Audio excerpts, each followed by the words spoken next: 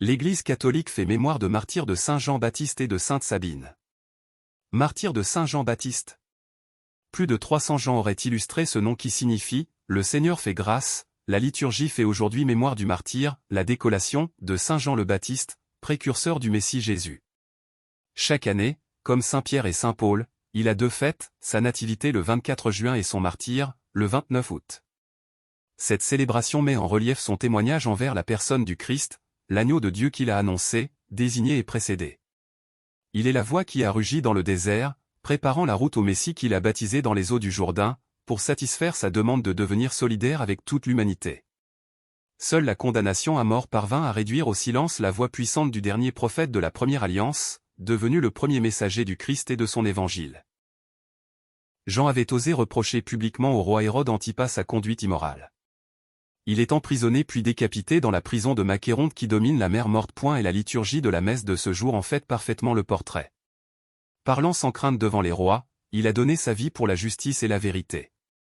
Il précéda le Christ dans sa naissance et dans sa mort. Il s'effaça devant lui, en déclarant à ses propres disciples, « Moi, je ne suis pas le Christ, mais je suis celui qui a été envoyé en avant de lui. Celui qui a l'épouse et l'époux. Je ne suis que l'ami de l'époux, je me tiens près de lui, je l'écoute et sa voix me comble de joie. Il faut que lui grandisse et que moi, je diminue. » Sainte Sabine. Les Sabins étaient une peuplade d'Italie centrale. Selon la mythologie, après la fondation de Rome par Romulus et Rémus, les Romains constatèrent qu'ils n'avaient pas de femmes. Ils partirent donc enlever les Sabines, femmes d'un peuple voisin.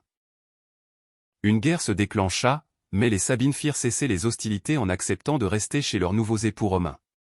Sabine est une chrétienne de Rome que la tradition donne comme martyre au IIIe siècle. Elle possédait une maison et un vaste terrain sur l'Aventin, l'une des 7 collines de la ville éternelle. Elle en fit généreusement don à l'Église. La belle basilique Sainte-Sabine, qu'on peut toujours y admirer, date du VIe siècle. Martyr de Saint Jean-Baptiste, Sainte Sabine, priez pour nous. Évangile. Je veux que, tout de suite, tu me donnes sur un plat la tête de Jean le Baptiste. Alléluia. Alléluia. Heureux ceux qui sont persécutés pour la justice. Car le royaume des cieux est à eux. Alléluia.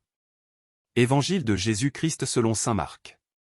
En ce temps-là, Hérode avait donné l'ordre d'arrêter Jean le Baptiste et de l'enchaîner dans la prison, à cause d'Hérodiade, la femme de son frère Philippe, que lui-même avait prise pour épouse.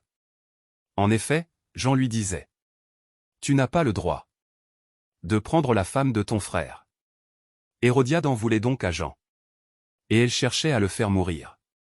Mais elle n'y arrivait pas, parce que Hérode avait peur de Jean. Il savait que c'était un homme juste et saint. Et il le protégeait. Quand il l'avait entendu, il était très embarrassé.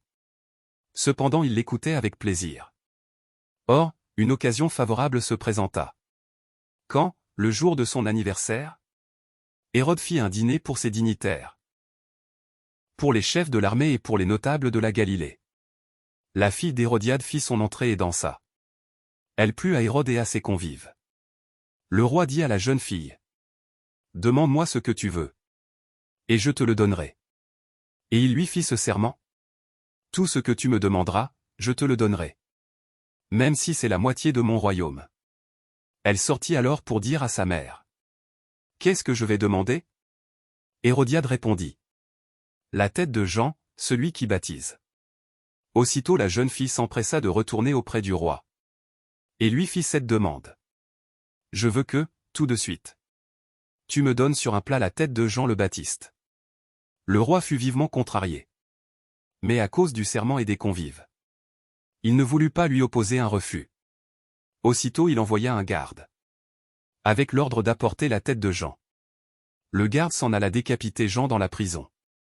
Il apporta la tête sur un plat, la donna à la jeune fille, et la jeune fille la donna à sa mère. Ayant appris cela, les disciples de Jean vinrent prendre son corps, et le déposèrent dans un tombeau. Acclamons la parole de Dieu. Louange à toi Seigneur Jésus.